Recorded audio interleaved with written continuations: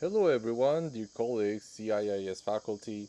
My name is Jose Cruz and this is my senior project presentation for the bachelor's degree in Science of Psychology. It is titled Are Gay Ticos Happy? A study on homosexual men's perception of happiness in Costa Rica. I hope this is both educational and fun to watch. So let's start. This study explores how gay ticos, or it's a colloquialism for Costa Ricans, perceive their happiness and well being. And why did I do this study?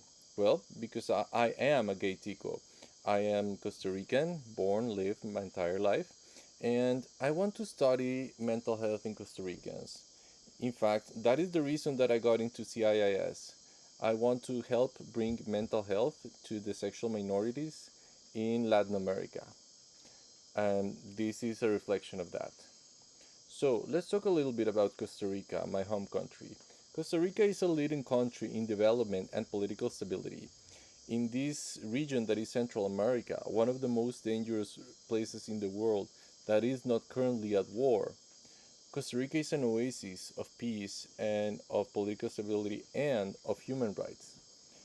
Several advancements have been made in recent years to try to ensure the reproductive and human rights for minorities, but discrimination is still active. The culture has not yet caught on with the legislation.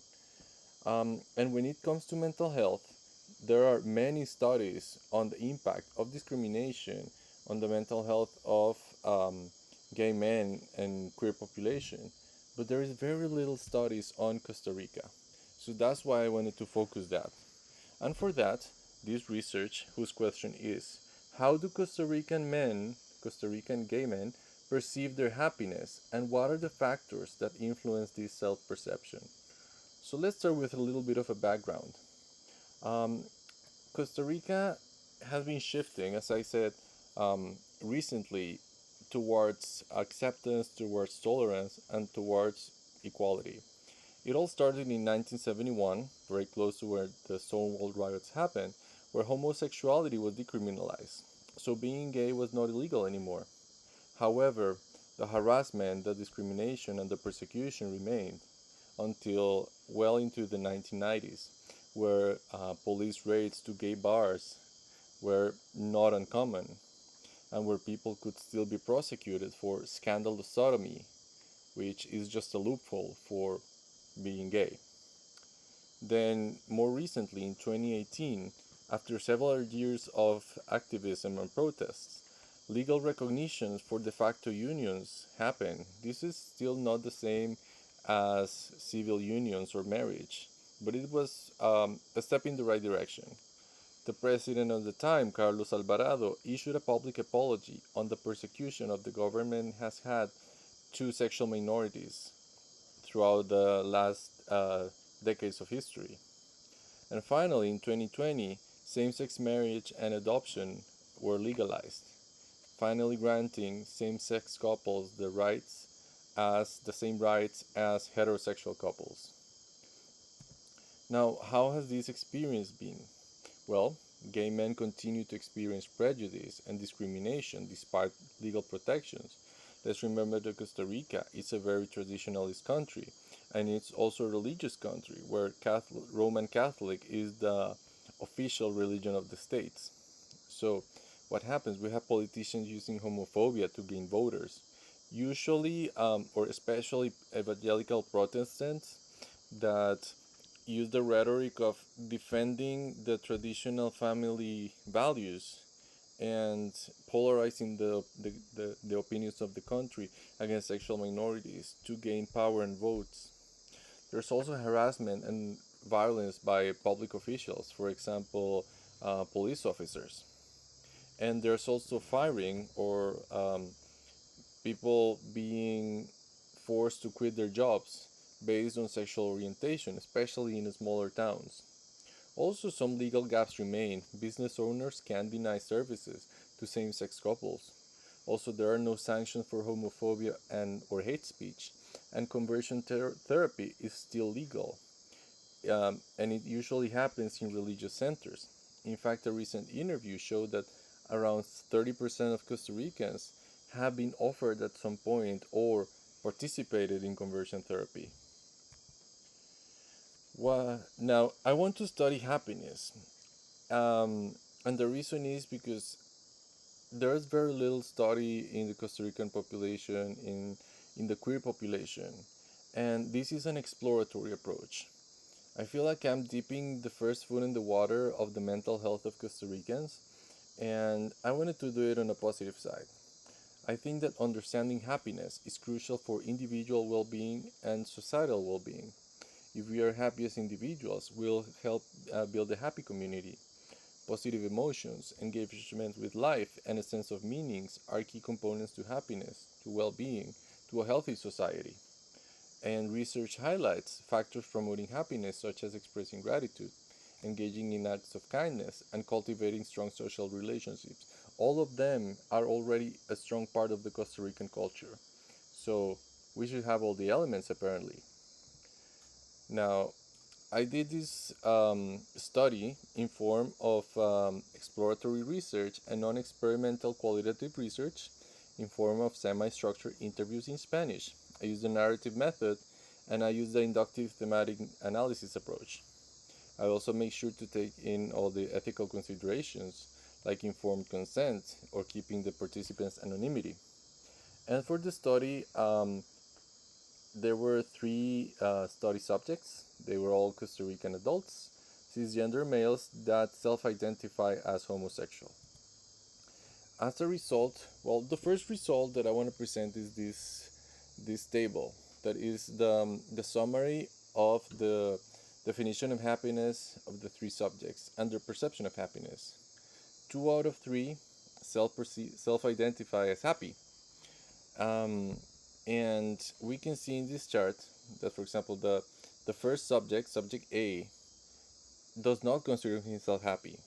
He thinks that being satisfied with most aspects in life is what determines happiness, and that he is not happy because he still has aspects in his life he wants to improve to be able to say he's fully happy. Subject B says that happiness is making your inner child happy and learning to laugh at himself. And he considers himself happy, and he feels happy and safe because he lives in Costa Rica, and he also feels that he can be most of himself most of the time, especially with his partner, and that makes him very happy. Subject C defined happiness as many things: tranquility, stress free, flowing, no expectations, etc. And he thinks he's happy because he was able to get out of a series of toxic relationships, and for the first time in years, he can focus on himself and explore his sexuality. And this makes him very happy. So, what other results I got more generalized? Well, there were factors that influenced happiness and factors that didn't. For example, the factors that did not were socioeconomic status. Basically, the participant with the highest income was not the happiest, and the participant with the lowest income and with the medium income, they considered themselves happy, and this was not related to their socioeconomic status. Relationship status, there was also no correlation. Scholarity did not relate to happiness, also, and location. They were all from three different locations, and they were all very happy to live there.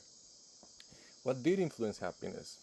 Support from their community, rejection of religion. All three participants rejected the religion that they were um, indoctrinated when they were young. Having healthy relationships with family and friends, having an accepting society where they don't have to hide themselves, having a satisfying sex life was very important. Doing wellness practices seem to be correlated. Practices like yoga, like meditation, like biking, professional realization, whether their jobs or their occupation align with their values and has a future and a purpose that was very important for them. And also confronting adversity, which I'll talk a little bit more very soon. Now, when I aim to discuss these results, what I find is that happiness, well, the question was, what is the perception of gay men in Costa Rica regarding happiness? And as expected, it's not a simple attribute, but a complex interplay of social, cultural, and personal factors. There were three factors that were associated with happiness: authenticity, which is um, how, or like the participant B said, how much can you be yourself? Contentment or life satisfaction, how satisfied are you with your current life situation? And validation, or the way that other people perceive and accept you within their society.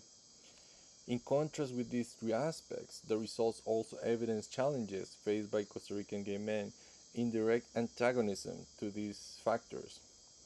Authenticity is challenged by heteronormativity, or the assumption that heterosexual is the normal type of relationship in the society, which also shapes the whole of society.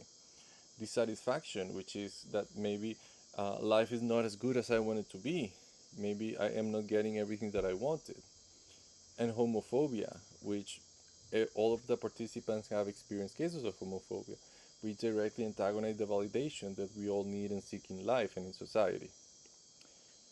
So, um, in spite of this, there were three strategies that Costa Ricans used to face these challenges. Apologies for the cropped S. I had to move this to a different software. Social support, developing strong social networks, coping mechanisms, and developing personal resilience, or the ability to bounce back from these challenges.